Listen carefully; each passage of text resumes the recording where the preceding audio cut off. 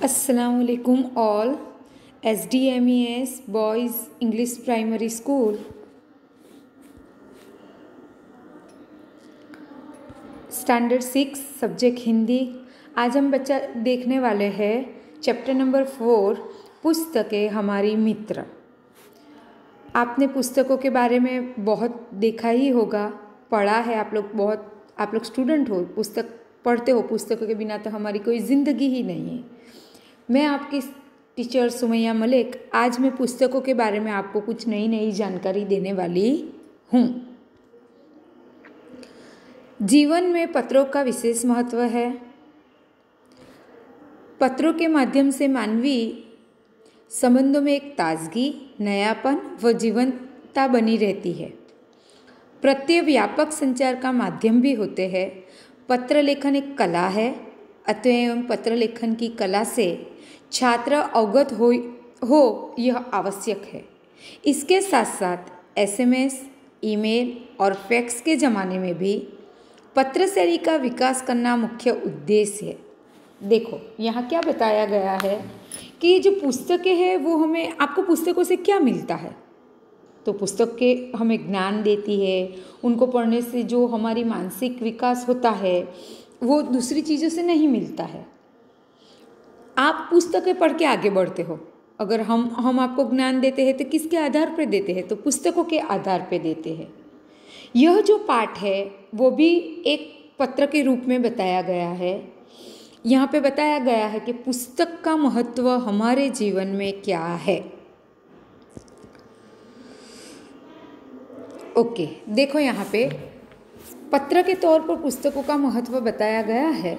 तो पत्र किस तरीके से लिखते हैं, पत्र लेखन में क्या क्या होता है, वह सारी चीज़ें हम आज देखने वाले हैं। शुरुआत देखो किस तरीके से पत्र लेखन की हुई है। 195 उमिया नगर सोसाइटी, मुंद्रा, जिला कच्छ, दिनांक 4/8/2011। पत्र की शुरुआत एक पता से, पता यानी एड्रेस से हुई है। आपको अगर आपका पत्र कहीं पे भेजना है तो address is most important things. पता अगर सही नहीं हो तो हमारा पत्र वहाँ पे पहुँचेगा नहीं। तो ये पहली चीज़, पत्र की शुरुआत अच्छे और सही पते से हुई है। अब आगे देखो, प्रिय मनोज, नमस्ते, मैं यहाँ सकुशल हूँ। किसे पत्र लिखा गया है वो ज़रूरी है। तो पत्र लिखा गया है मनोज को। सबसे पहले हम कैसे शुरुआत करते हैं? किसी को भी हम मिलते हैं तो हम उसे बोलते हैं कि कैसे हो, क्या है। तो यहाँ पे नमस्ते से शुरुआत हुई है। बताया गया है, मनोज को पत्र लिखने वाला बोल रहा है कि मैं यहाँ सकुशल हूँ, यानी खैरियत से हूँ। सकुशल होना यानी आशा है वहाँ भी सभी कुशल से होंगे, यानी सब अच्छे होंगे। पिछले कई दिनों से तुम्हें पत्र लिखने का सोच रहा था, परंतु हमारी पाठशाला में वाचे गुजरात अभियान अंतर्गत कई प्रवृत्तियाँ चल रही थी। इनमें मैं सम्मिलित हो गया था। अभियान यानी अच्छी प्रवृत्तियाँ, अंतर्गत यानी उसमें शामिल होना, सम्मिलित होना यानी कि उससे जुड़ जाना। बराबर। मनोज को बोला गया है कि मैं तुम्हें कई दिनों से पत्र लिखने के लिए सोच रहा था, लेकिन यहाँ पे कई प्रवृत्तियाँ चल रही है। उसमें एक वाचे गुजरात नाम की भी प्रवृत्ति चल रही है, उसमें मैं जुड़ गया था। मित्र, तुम भी वाचे गुजरात अभियान में सम्मिलित हुए होंगे। अभियान के संदर्भ में राज्य सरकार ने भी एक सूत्र घोषित किया था, जो पुस्तक के मित्र वो मेरे भी मित्र। यहाँ पे बताया गया है कि जो वाचे गुजरात पूरे राज्य में चल रहा था। बराबर। वाचे यानी वाचना, किस चीज़ को वाचेंगे? पुस्तकों को हम पढ़ेंगे। बराबर। तो बोले कि तुम भी इस चीज़ में जुड़े हुए होंगे वाचे गुजरात में। और उसके साथ साथ वहाँ पे एक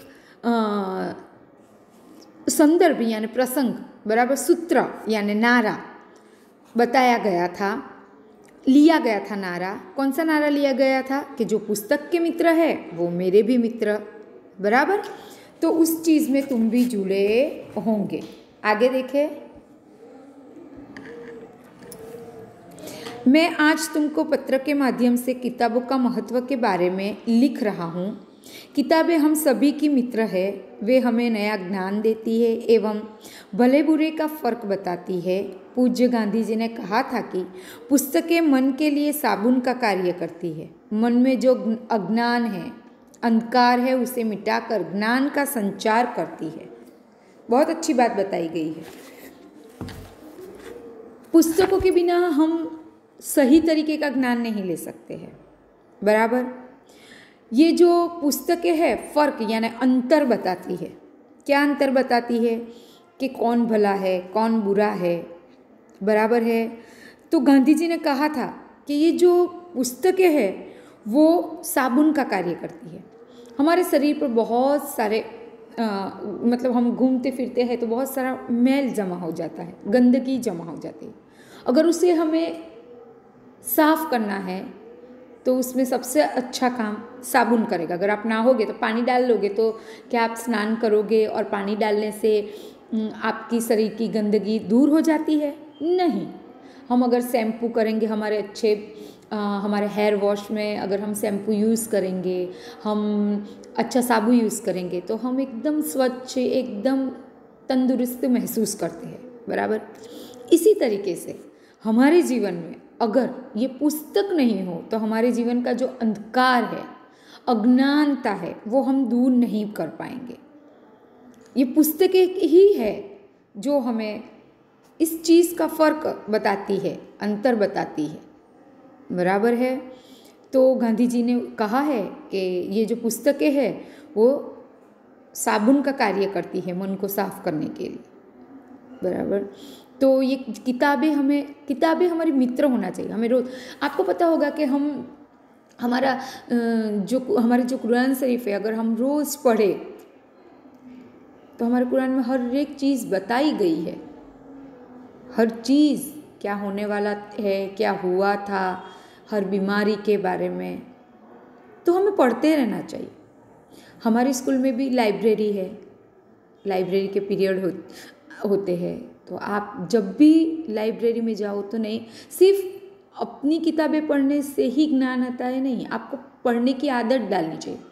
पूरे दिन में इस तरीके का शेड्यूल होना चाहिए कि आप लोग गेम खेलते हो, आप लोग घूमने जाते हो, आपके पास ट्यूशन का टाइम है, आपके पास स्कूल का टाइम, पूरे 24 आवर्स में सिर्फ 10 मिनट स्कूल की बुक्स छोड़ के उसके अलावा की कोई बुक्स आपको पढ़ना है।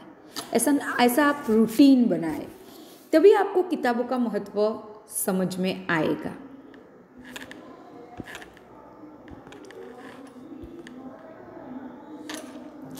किताबें ज्ञान का स्रोत है जिनसे जिज्ञासा की पूर्ति होती है।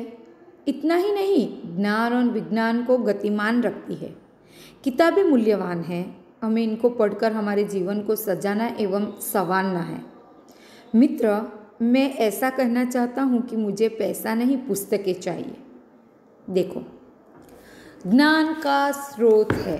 ज्ञान यानी हमें जो चीज़ें हम नहीं जानते वह जानना। स्रोत यानी उसका जन्म स्थल, जिज्ञासा यानी हम कुछ सीखना चाहते हैं, उसके प्रति उसके लिए एक बोलते हैं ना उत्सुकता, बराबर। तो हमारे जीवन में ये जो पुस्तकें, ये जो किताबें हैं, उसका होना बहुत ज़रूरी है। उसी से हमें अच्छा ज्ञान मिलता है और हम आगे बढ़ते हैं, बराबर है। पुस्तकें मतलब ऐसा होना चाहिए कि नहीं, मुझे आप जैसे मैं आपको एक बताती हूँ आगे कि क्यों बोला गया है कि हमें पैसे नहीं, पुस्तकें चाहिए।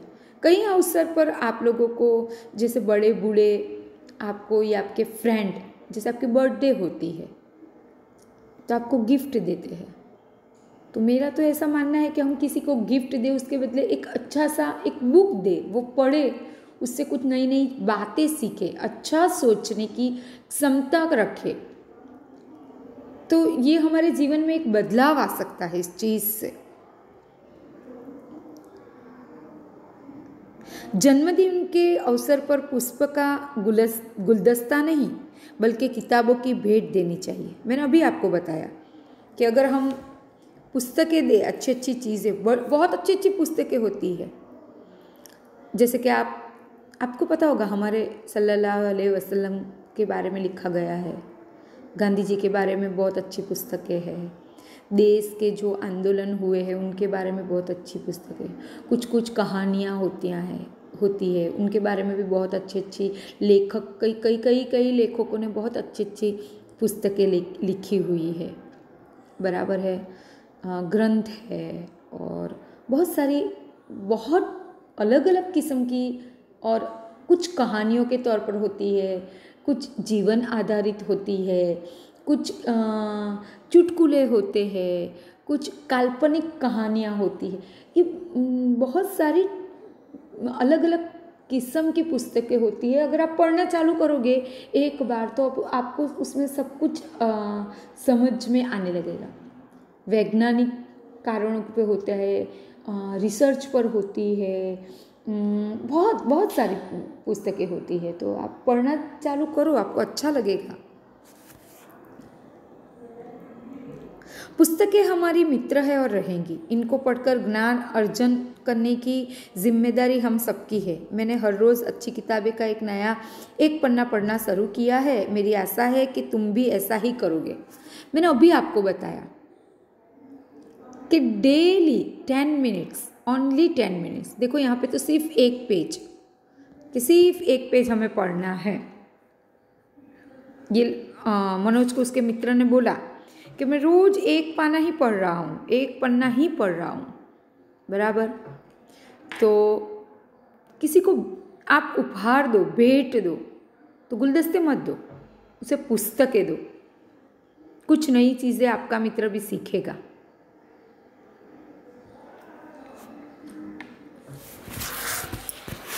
बहुत अच्छी अच्छी चीज़ें ये पुस्तकें से आपको सीखने मिलेगी, बहुत अच्छी अच्छी चीज़ें। आगे देखो, चलो आज से संकल्प करें कि दोस्तों के जन्मदिन या शुभ अवसरों पर शुभकामना के साथ साथ किताबों की मूल्यवान भेंट देंगे। अब हमें बुके नहीं पर बुक चाहिए। परिवार के सभी बड़ों को मेरा प्रणाम। तुम्हारा दोस्त पूजन। किसने पत्र लिखा है? पूजन ने। किसको लिखा है? मनोज को। पत्र में किस चीज़ का ज़्यादा उल्लेख हुआ है? पुस्तकों का। पुस्तकों के बारे में यह पत्र है। पत्र में बताया गया लास्ट में कि आज से हम संकल्प करें। संकल्प करना यानी दृढ़ निश्चय करना कि कभी भी हम कुछ अच्छे अवसरों पर, शुभकामनाओं के तौर पर, शुभेच्छा के तौर पर हम किसी को बुके नहीं देंगे। फूलों का जो गुलदस्ता है उसे हम बुके बोलते हैं। तो बुके नहीं, लेकिन हम उसे क्या देंगे? बुक देंगे, पुस्तक देंगे। अंत में, पत्र के अंत में लिखा है मनोज को पूजन ने कि परिवार के सभी बड़ों को मेरा प्रणाम। तुम्हारा दोस्त पूजन।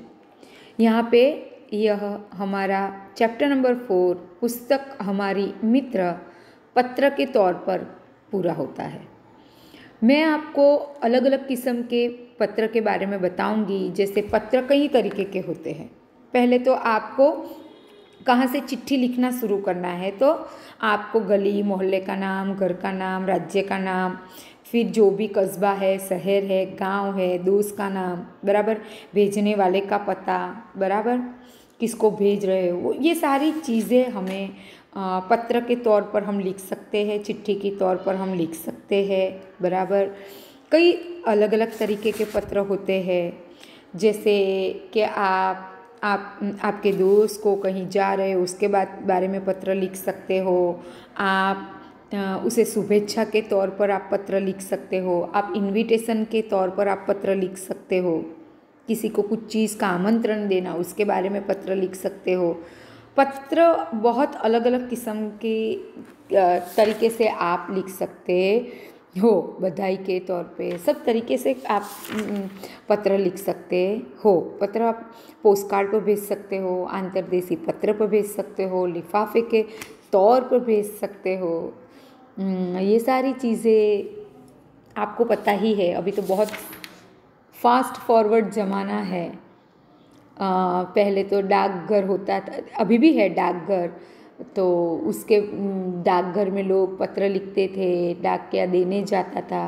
अभी बहुत फॉरवर्डिंग हो गया, ईमेल आ गए, मैसेजेस होने लगे मोबाइल पे, और यहाँ पे बैठे हैं और तुरंत आपको किसी को मैसेज भेजना है तो वीडियो कॉल कर दो। मतलब ये एक तरीके हैं सारे, ये जो एक दूसरे को संदेश भेजने के। लेकिन जो जो मज़ा आपको लिख के किसी को बताने में आएगा ना, वो शायद मुझे लगता है कि ऐसे नहीं, ये सारी चीज़ों से नहीं होता है। बराबर है। कोशिश करिए आप भी कि अगर किसी को शुभेच्छा देनी हो या तो पत्र लिखिए, ये एक अच्छी एक्टिविटी होगी आपके लिए। Thank you very much. आपको ये मेरा वीडियो कैसा लगा तो लाइक करना और सब्सक्राइब करना तो आपको भूलना ही नहीं है। मैं आपकी सुमैया मैम, आपको सारी क्वेश्चन आंसर मैं ग्रुप में भेज दूंगी। नोटबुक और आपको वर्कबुक कंप्लीट रखना है। Thank you very much. Thank you.